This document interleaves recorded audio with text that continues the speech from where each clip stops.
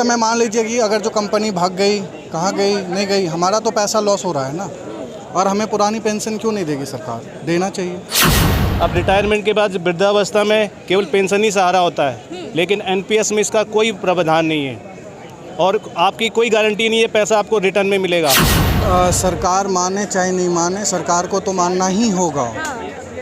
एक दिन के लिए कोई एमएलए बनता है तो उनके लिए लाइफ टाइम पेंशन, हर एक फैसिलिटी उपलब्ध होती है। एक एम्प्लॉय जब नौकरी में आता है और जब रिटायरमेंट हो जाता है, रिटायरमेंट के बाद उसकी लाइफ का कोई गारंटी नहीं। ट्रेन चलाते हैं, वहाँ पे एक दिन की बाइट लेना तो आपको पता चलेगा कौन कुर्सी तोड़ता है, कौन क्या करता है। CCN न्यूज़ 24 के सभी दर्शकों को मेरा नमस्कार। दर्शकों, इस वक्त मैं भारत की राजधानी दिल्ली के जंतर मंतर पे मौजूद हूँ। प्रोटेस्ट का केंद्र बिंदु है और आज एक प्रोटेस्ट चल रहा है यहाँ पे OPS और NPS के विरोध में। आप जानते होंगे कि एक न्यू पेंशन स्कीम आई 2004 के बाद देश में लागू हुई और लगातार विवादों में छिड़ी रहती है। आज भी उसको लेके एक यहाँ पे धरना प्रदर्शन किया जा रहा है। पीछे एक बैनर देखेंगे, उस पर लिखा है नॉर्दर्न रेलवे मेंस यूनियन। और यहाँ पे जितने आप लोगों को देख रहे हैं, इसमें हर तरह के सरकारी कर्मचारी मौजूद हैं। मेरे साथ अभी जो कुछ लोग हैं वो यहाँ पे रेलवे के स्टाफ है। एक बार आइए इनसे बात कर लेते हैं कि गवर्नमेंट ने जिस तरह से इस NPS को प्रस्तुत किया था, क्या खामियां दिखी, क्या कमियां दिखी कि लगातार यहाँ पर इसके विरोध में धरना प्रदर्शन चलता ही रहता है। क्या नाम है सर आपका? मेरा नाम शिव प्रसाद है। शिव प्रसाद, कहाँ से आए हैं सर? मैं accounts office, traffic account office में नॉर्दर्न रेलवे में ब्रांच सेक्रेटरी हूँ। तो हमारा सबसे बड़ा विरोध ये है कि इससे जो सामाजिक सुरक्षा है ना, ये जो नई पेंशन स्कीम से बिल्कुल समाप्त हो जाती है। आपको पता है कि अब रिटायरमेंट के बाद वृद्धावस्था में केवल पेंशन ही सहारा होता है, लेकिन एनपीएस में इसका कोई प्रावधान नहीं है और आपकी कोई गारंटी नहीं है पैसा आपको रिटर्न में मिलेगा। लेकिन हमें ओल्ड पेंशन स्कीम में कम से कम ये है कि हमें 50% बेसिक का वो मिलता है, तो ये सबसे ज़्यादा फ़ायदा है। तो गवर्नमेंट ने जब अनाउंस किया था तो बोला था कि 10% आप लोगों का जो बेसिक सैलरी होगा लास्ट उससे आएगा, 14% मार्केट में जो इन्वेस्ट होगा। उस वक्त तो सभी कर्मचारी राजी खुशी थे इस स्कीम से। राजी खुशी नहीं थे, ये ज़बरदस्ती लागू कर दी गई थी सरकार ने उस पर। कर्मचारी तो अगर वो होते इसके फेवर में तो क्यों विरोध करते रहते 2004 से। अच्छा, ये है। तो लगातार आप लोगों का विरोध प्रदर्शन चल ही रहा है? चलेगा और चलता रहेगा जब तक ये हम इसे अचीव ना कर लें। कह रहे हैं कि कुछ राज्यों में OPS लागू भी कर दिया गया है, अभी दिल्ली में ही पता नहीं क्यों लागू नहीं हुआ। जो भी गैर भाजपा राज्य हैं उनमें लागू हो गया है। हाँ। अब ये ऐसे आने वाले दूसरे राज्यों में भी होगा OPS लागू। कह रहे हैं कि सरकारी कर्मचारी जब तक कार्यरत रहते हैं तो अपनी कुर्सी तोड़ते हैं, इसके वजह से NPS लागू की गई थी। एक दिन आप आके ना रेलवे के उसमें ऑपरेटिंग वाले उसमें आना, या जो ट्रेन चलाते हैं वहाँ पे एक दिन की बाइट लेना तो आपको पता चलेगा कौन कुर्सी तोड़ता है, कौन क्या करता है। कितनी 16 घंटे की नौकरी करते हैं, तो आइएगा आप उसमें देखना। आप किस विभाग में कार्यरत हो? मैं लेखा कार्यालय में हूँ जी। मैं यातायात लेखा कार्यालय में हूँ, नॉर्दर्न रेलवे। जी बताइए। तो किस प्रकार से इस धरने को देख रहे हैं? क्या सरकार मानेगी आपकी मांगे? क्योंकि 2004 के बाद से लगातार ऐसे धरने चलते ही आ रहे हैं देश के अंदर OPS NPS के विरोध में। सरकार माने चाहे नहीं माने, सरकार को तो मानना ही होगा। एक दिन के लिए कोई एमएलए बनता है तो उनके लिए लाइफ टाइम पेंशन, हर एक फैसिलिटी उपलब्ध होती है। एक एम्प्लॉय जब नौकरी में आता है और जब रिटायरमेंट हो जाता है, रिटायरमेंट के बाद उसकी लाइफ का कोई गारंटी नहीं है। और जहाँ तक रहा NPS जो है, NPS बिल्कुल बेकार है। क्यों बेकार है? क्योंकि इसमें जो है सो कोई तरह का आपको फैसिलिटी नहीं दी जाती है कि आपको पेंशन मिलेगा कि नहीं मिलेगा। ये शेयर मार्केट के ऊपर डिपेंड करता है। उस समय मान लीजिए कि अगर जो कंपनी भाग गई, कहाँ गई, नहीं गई, हमारा तो पैसा लॉस हो रहा है ना। और हमें पुरानी पेंशन क्यों नहीं देगी सरकार? देना चाहिए। तो आपको ये जो शेयर मार्केट की जो बातें हैं, ये आप जाके पता चली है या जब लागू हुआ था 2004 में तभी पता चल गई थी? उस समय नहीं, किसी को नहीं पता चला था। ये धीरे धीरे जब हम लोगों ने लड़ाई लड़ना शुरू हुआ, उसके बाद धीरे धीरे पता चला। जब पता चला तो हम लगातार जो है सो लगातार हम इस चीज़ पे लड़ाई लड़ रहे हैं लगातार। तो आगे क्या 24 के चुनावों में कोई फर्क पड़ने वाला है इससे? बिल्कुल फ़र्क पड़ेगा, बिल्कुल फ़र्क पड़ेगा। सरकार नहीं लेती है एनपीएस वापस, तो क्या तख्त पलट करने की सरकार को लेना ही पड़ेगा, सरकार को लेना ही पड़ेगा, नहीं तो सरकार की कुर्सी जानी तय है बिल्कुल। 2004 के बाद से कई सरकारें आई, कई सरकारें गई, किसी ने इस पे ध्यान नहीं दिया अपना।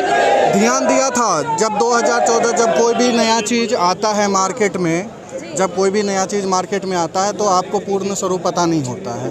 जब इस चीज़ के बारे में स्टडी किया गया, जब धीरे धीरे पता चला, मुझे लगा कि मतलब जो है सो ये मेरे ही खिलाफ षड्यंत्र रचा जा रहा है। तो 19-20 साल में जाके पता चला आपको इसके बारे में? हम लोग 2004 के बाद लड़ाई लड़ रहे हैं, लगातार लड़ाई लड़ रहे हैं, कई सारे बदलाव भी आए हैं, लेकिन अब पूर्ण स्वरूप हम लोग जो है सो इस तरह से लड़ाई लड़ेंगे कि हमें पुराना पेंशन चाहिए तो चाहिए, हर हालत में चाहिए। अरे राम मंदिर बना रही है सरकार, उज्ज्वला योजना में सिलेंडर दे रही है, अनाज बांट रही है, वृद्धा पेंशन दे रही है, उसके बावजूद आप सरकार की तख्त पलट की ओर है। बिल्कुल, आपका कहना सही है, राम मंदिर बनना चाहिए था, राम मंदिर बन गया, ठीक है। राम मंदिर के मुद्दा कब से फिरा हुआ था? एक दशक हो चुके हैं, कई दशक। आप कहते हैं महंगाई अभी क्या है, आप बताइए। सरकारी नेता कहते हैं महंगाई है ही नहीं देश में। अगर जो महंगाई नहीं है तो अपना सैलरी छोड़ दे ना, एनपीएस में आ जाए ना, वो तब पता चलेगा ना। आज भी आपको पता है एमपी एमएलए को 15,000 रुपया फ़ोन कॉल्स के लिए मिलते हैं। सरकारें कहती है एमपी एमएलए राष्ट्र नेता है, राष्ट्र के लिए काम करते हैं, तो क्या उनको एक पेंशन भी नहीं मिल सकती क्या? अच्छा, तो हम लोग किन के लिए काम करते हैं? हम लोग भी तो देश के लिए काम करते हैं। आपको तो कहते हैं सरकारी विभाग के कर्मचारियों की आप कुर्सी तोड़ने वाले व्यक्ति हो, आप इधर से इधर घुमाने वाले लोग हैं। कुर्सी हम लोग तोड़ते हैं तो 1 घंटा जरा आके स्टेशन पे देखिए ना, लाइनमैन में आके जाके देखिए ना, काम 16-16 घंटा हमारा एम्प्लॉय काम करता है, 16-16 घंटा। ट्रेन संचालक कौन तोड़ता है? आप एक बात बताइए कि कोविड कब आया था? 2019 के अंत में आ गया था। इसमें कोविड आ गया था ना। कोई नेता जाके काम किया था स्टेशन पे? कोई नेता क्वारंटीन में जाके काम किया था? सारा एम्प्लॉय हमारा रेलवे का लॉकडाउन में पूरा हमारा जो है सो जान के बाजी लगाते हुए हमारे एम्प्लॉय, गैंगमैन हो चाहे ट्रैकमैन हो, चाहे हर एक एम्प्लॉय अपनी जिम्मेदारी निभा के काम करे। अगर जो कुर्सी तोड़ना होता तो घर में जाके कुर्सी तोड़ते। आप इस चीज़ को समझ रहे हैं? हमारे कई सारे नौजवान साथी अपने जान से जो है सो हाथ धो बैठे कोविड के टाइम में। क्या किस विभाग में काम करते थे सर आप? रेलवे से ही है आप भी।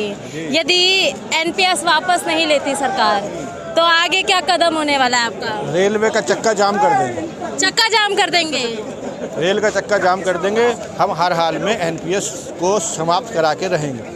19 साल की बीमारी है, अभी तक किसी सरकार ने इस पे भी ध्यान नहीं आकर्षित किया है। देखिए, ऐसा नहीं है जैसे आप समझ रही हैं। 19 साल की बीमारी है तो हम भी 19 साल से ही लड़ रहे हैं और इसमें हमने काफ़ी उपलब्धि भी पाई हैं। शुरू में देखिए, इसमें जो एनपीएस में काम करने वाले हैं लोग, उनके लिए ना तो ग्रेचुइटी थी, ना सर्विस ग्रेचुइटी थी, ना डेथ ग्रेचुइटी थी, ठीक है, ना फैमिली पेंशन का प्रोविज़न था और ना ही एक एनहेंस्ड पेंशन मिलती है जो एम्प्लॉय की डेथ या उसके बाद में 7 साल तक मिलती है या जब तक 65 साल की उम्र होती उसकी, वो भी नहीं थी। ये सारे प्रोविजंस हमने लड़के कराए हैं। तो ये all India railway men's federation की लड़ाई हुई है तभी मिले हैं ना। और हम पूरे कटिबद्ध हैं कि हम हर हाल में लास्ट पेड ड्रॉन का 50% गारंटीड पेंशन लेके रहेंगे, जैसा कि पुराने कर्मचारियों के लिए है। और प्रोविडेंट फंड का प्रोविज़न है वो भी लेके रहेंगे। यदि नहीं मिलती है, सरकार नहीं ध्यान आकर्षित करती, फिर तो हम अनिश्चितकालीन हड़ताल करेंगे, रेल का चक्का जाम करेंगे। अभी हम देख रहे हैं देश विरोधी घोषित कर दिया जाएगा, देश में आंदोलन जीवी पनप रहे हैं, ऐसा कहा जाएगा। इस देश के सबसे बड़े महानायक रहे हैं राष्ट्रपिता महात्मा गांधी। उन्होंने भी कहा था कि हड़ताल करना मजदूर का हक है, वो देशद्रोही नहीं हो जाता हड़ताल करने से। इसलिए हम वर्तमान की स्थितियों में खालिस्तानी, आतंकवादी, देश विरोधी, देशद्रोही बहुत आसानी से ये आप लोगों को नाम मिल जाते हैं जो आंदोलन करता है। आंदोलन जो गोदी मीडिया है वो ऐसे नाम देता है, हमें उसकी चिंता नहीं है। लेकिन हम देशद्रोही नहीं हैं, हम सबसे सच्चे देशभक्त हैं। खास तौर से रेल कर्मचारी सबसे देशभक्त हैं। आपको मैं बता दूं कि जितनी सेंट्रल आर्म्ड फोर्सेस हैं, सीएपीएफ हैं, उनके जितने जवान 1 साल में शहीद होते हैं, उससे ज़्यादा मेरा रेल कर्मचारी ट्रैक पे काम करते हुए गाड़ियों में रनिंग स्टाफ जो है मेरा काल कलवित होता है, शहीद होता है। तो हम लोग देश के सच्चे भक्त हैं। रेलवे में यदि कोई घटना होती है तो सबसे ज़्यादा रेलवे की थू भी होती है। रेलवे की घटना होने के कारण जो है ये मैनेजमेंट है, जो रेलवे बोर्ड में बैठे लोग हैं, जो पॉलिसी बनाते हैं। हाँ। हम लोग नहीं हैं। अब जैसे एक अभी घटना हुई है, उसमें सरकार कहती है कि 300 से ज़्यादा लोग मारे गए हैं। हम तो कहते हैं बल्कि 500 से ज़्यादा लोग मारे गए हैं। क्यों मारे गए? उसका कारण है 500 से ज़्यादा का आंकड़ा आप बता रहे हैं ऑन कैमरा। ऑन कैमरा बता रहे हैं, ये फैक्ट है। लेकिन वो चूंकि विदाउट टिकट थे, अनरिजर्व्ड थे, तो उनकी काउंटिंग कहीं नहीं होती थी। बहरहाल ये हमारा विषय नहीं है। हमारा आपसे ये कहना है कि वो घटना क्यों हुई है। वो घटना इसलिए हुई है कि गवर्नमेंट ने सब कुछ जो है वो ऑटोमेटिक, लाइन मैन ने सिग्नल नहीं दिया, इस वजह से पोजीशन है ही नहीं। आर्टिफिशियल इंटेलिजेंस के बारे में आप जानती हैं ना? जी, बिल्कुल जानती हूँ। आर्टिफिशियल इंटेलिजेंस उस ट्रैक पे लगी हुई थी, इलेक्ट्रॉनिक इंटरलॉकिंग के नाम से। वहाँ से स्टाफ का डबल चेक नहीं था। मेरे सिग्नल स्टाफ का डबल चेक नहीं था। केवल आप चल रहे हैं उसके ऊपर, डिपेंड कर रहे हैं कंप्यूटर के ऊपर। वो फेल हो गया आपका सिग्नल। आपको ये मान के चल रहे थे, आपको ये बताया गया था कि अगर वो फेल होगी इलेक्ट्रॉनिक इंटरलॉकिंग तो वो आपका रेड होगा, लेकिन वो हो गया ग्रीन। जब हमारा डबल चेक मैनुअल नहीं लगा हुआ है तो मेरा स्टाफ कैसे दोषी है? मेरा इलेक्ट्रिक सिग्नल मेंटेनर कैसे दोषी हुआ? मेरा जेई सिग्नल कैसे दोषी हुआ? बताइए आप। या स्टेशन मास्टर कैसे दोषी हुआ? लेकिन फिर भी क्या होगा, अपने आप को बचाने के लिए वो दोष चला